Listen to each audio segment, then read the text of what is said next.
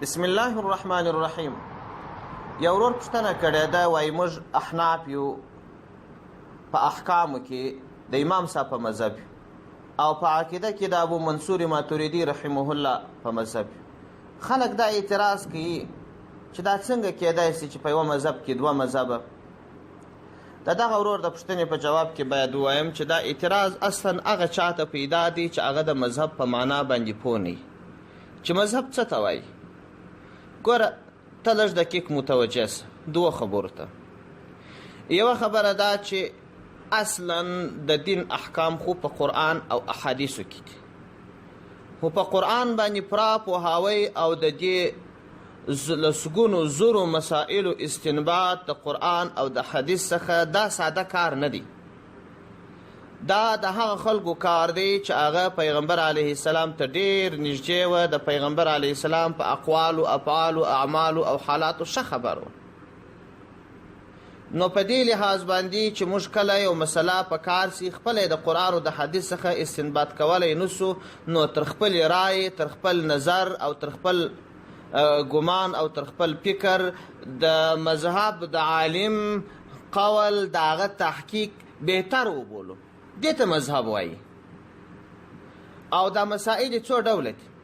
یو هغه مسائل دي چې هغه خپله په قرآن ثابت دي، لکه الله فرمایي اقیموا الصلاة لمونځ وکړه، په دې کې خو د مذهب ضرورت نشته. نو دا خو خپله په قرآن ښکاره په قرآن ثابت دي. واتموا الصیام الی اللیل، په دې کې د دې ضرورت نشته چې سړی ووایي چې روژه نو فرض امام صاحب وایي. هدي موږ خپل قرآن دا وایي، نو د امام صاحب او د مذهب ضرورت نشته. یو هغه مسائل دي چې په قرآن او په حدیث کې ثابت وي، او دغه یو آیات کې یو حکم ثابت وي، په بل آیات کې بل حکم ثابت وي، یا په یو حدیث کې یو حکم ثابت وي، په بل حدیث کې بل حکم ثابت وي. دلته چې دا حکم ټکر سره راغلی، نو د دغه ټکر د ایستلو لپاره موږ د مذهب یو عالم ته مراجعه کوو چې دغه ټکر موږ څنګه وباسو، د خپل رای تر خپل نظر او تر خپل اجتهاد د دغه امام ابو حنیفه رحمه الله قول بهتر وګڼو، ځکه علیه السلام ته نږدې دی. دا یوه خبره. دوهمه خبره دا ده چې ګوره موږ د امام ابو حنیفه رحمه الله په مذهب یو، د ده شخصي مقلدین نه یو، موږ احناف یو. موږ احناف یعنی په حنفیت کې داخل یو. د حنفیت یو چوکاټ دی، پر دې چوکاټ باندې دا یو قانون دی، په سلګونو په زرګونو علماو کار کړی دی. په دې چوکاټ کې په حنفي مذهب کې یو قول چې د امام ابو حنیفه رحمه الله راجح بلل سوی دی، په هغه عمل کوو. بل قول بیا د ده پاته سوی دی، د ده د شاګرد قول بهتر بلل سوی دی. بل ځای کې بیا د بل شاګرد قول بهتر بلل سوی دی.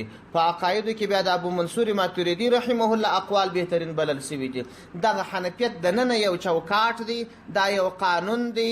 په دې قانون کې د دغه مجتهدینو علماو رای دا پرتې دي. وروسته علماو تر 1000 کاله زیات پر دې قانون باندې کار وکړي. د هر عالم قول چې به یې قوي وبالي هغه فتوا ده. موږ احناف یو، په حنفیت چوکاټ کې داخل یو. نو ځکه په احکامو کې کله د امام ابو حنیفه رحمه الله، کله د امام ابو یوسف رحمه الله، کله د امام محمد رحمه الله، او کله د صاحبینو، کله د شیخینو. په عقایدو کې د ابو منصور ماتوریدي رحمه الله شخصي مقلدین د یو فرد موږ نه یو.